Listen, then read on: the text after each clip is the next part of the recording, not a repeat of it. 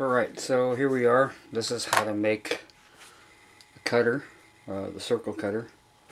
Let's talk tools. First you'll need a grinder in order to grind down one of these Stanley blades. I get them in the 100 pack from any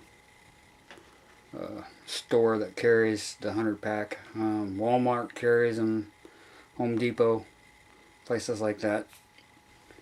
You'll want to grind this down so that it will fit your hole.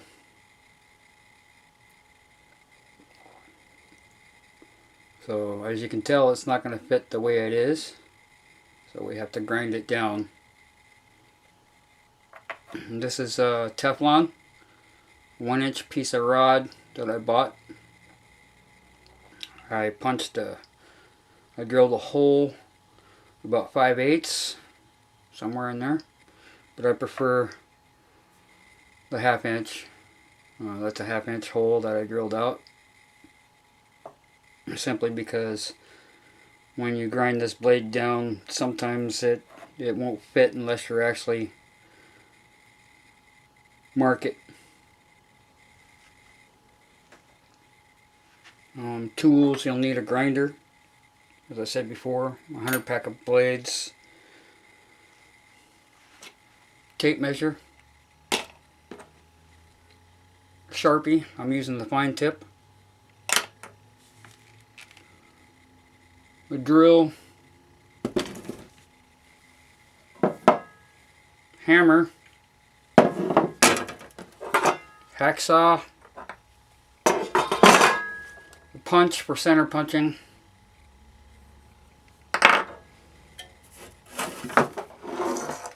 regular handsaw. Yep, regular handsaw. It will cut Teflon very well.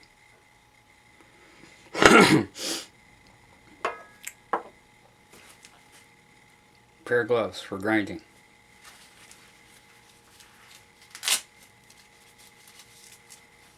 Now let's see if we can get started here.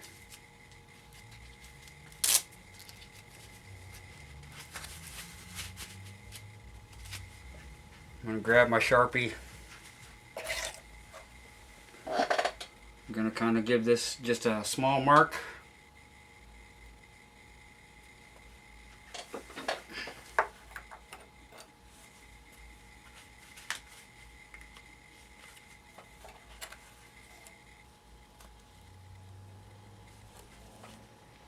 This is where I mark the start out for my grind.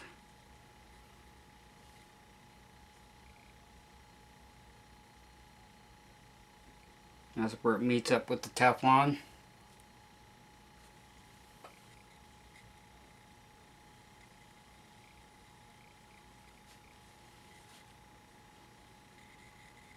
But I'm going to start in past this little black mark, about right here.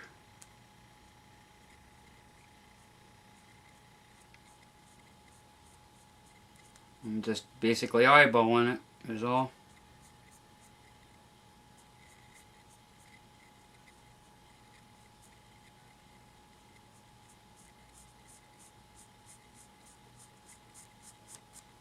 Because you want the pressure of that angle to fit inside the Teflon just about center or middle of the blade, and that's why I'm doing it that way.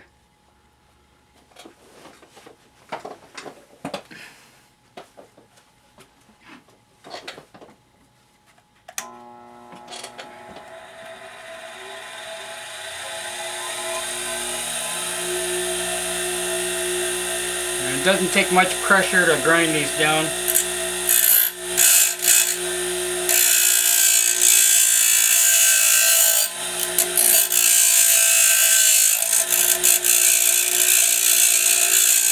While I'm wearing the gloves.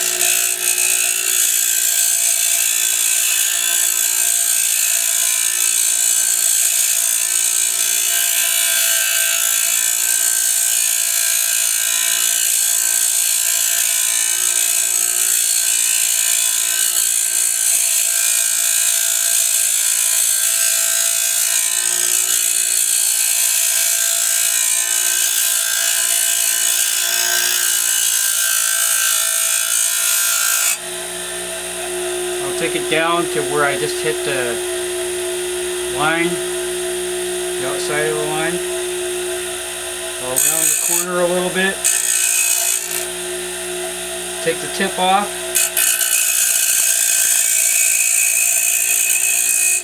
Round it.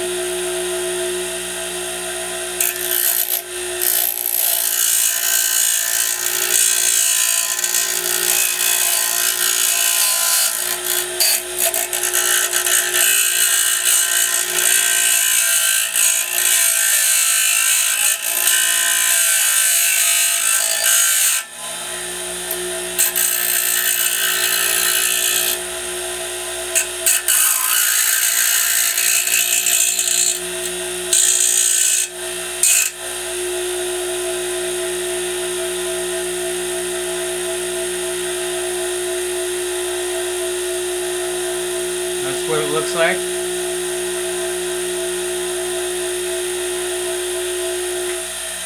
That's essentially all the grinding you'll probably need, because it's going to pressure fit.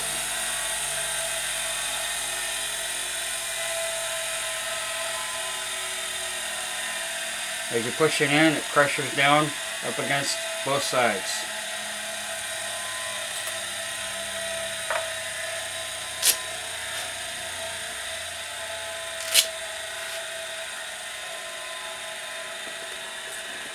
As I said before, the stock of the rod is 1 inch. So again, with the Sharpie, this is where the measuring tape comes in handy, but I had an old measuring tape laying around, so I cut a chunk of this off so I'd have some way to control how it's going to work.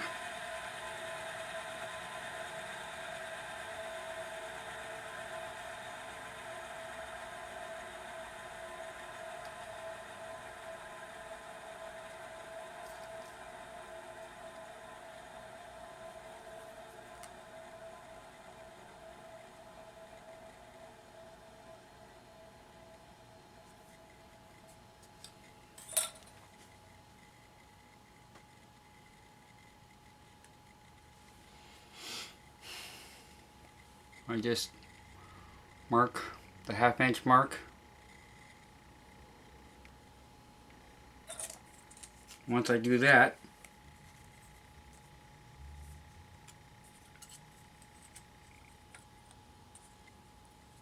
I can then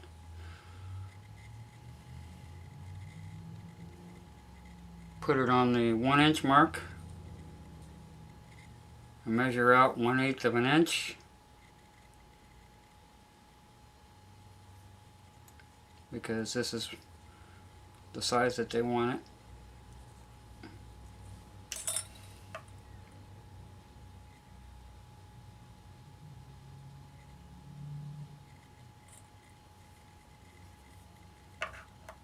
And I'll put the 1/8 mark on there. This is the 1/8 mark right here.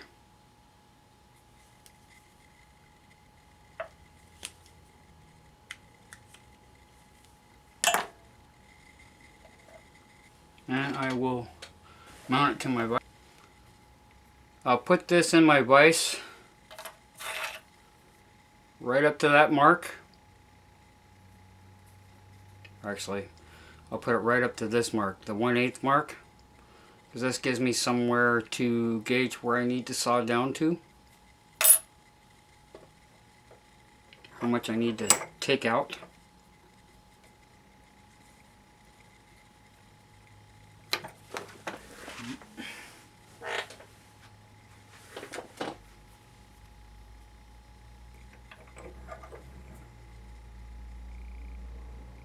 Because if I have somewhere to eyeball it to,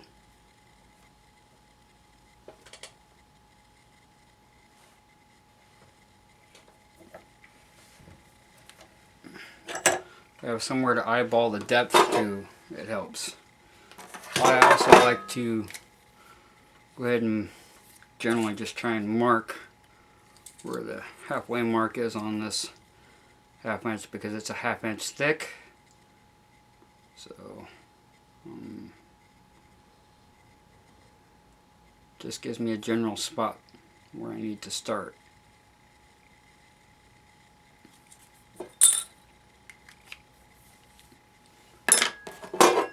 I started out with the hacksaw because this will give me a groove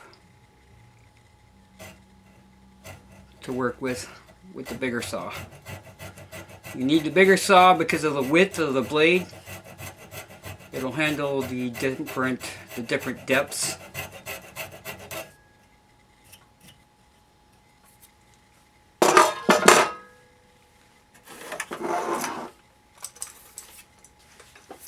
And this is the regular handsaw.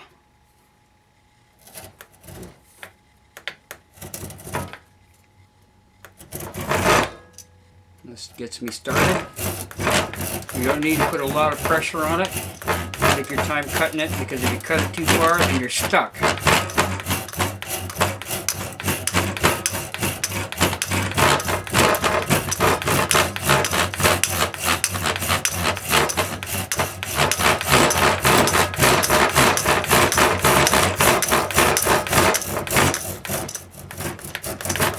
It doesn't hurt to stop and check where you're at. Line the blade up with the line.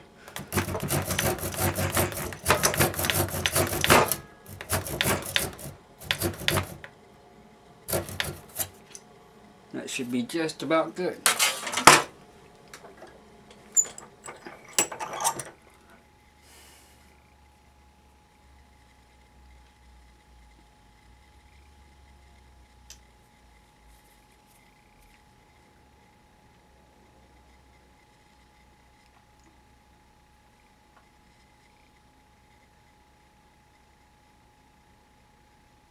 That should be just about right on 1/8. I'll take the blade, give it a little clean up because of the plastic.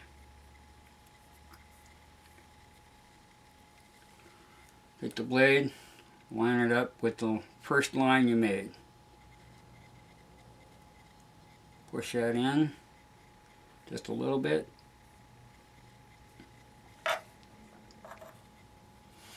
Now right about here I'll take it and I will use it just once just to test if the actual width is right, but since I've done a few of these I know that it's going to be right because the measurement method works. So I'll just go ahead and push it down, and by pushing it down it keeps it in the plastic piece. So as you're pulling your string up through the center hole, the blade won't drop out and mess up. That's how it's done. That's all there is to it, seriously.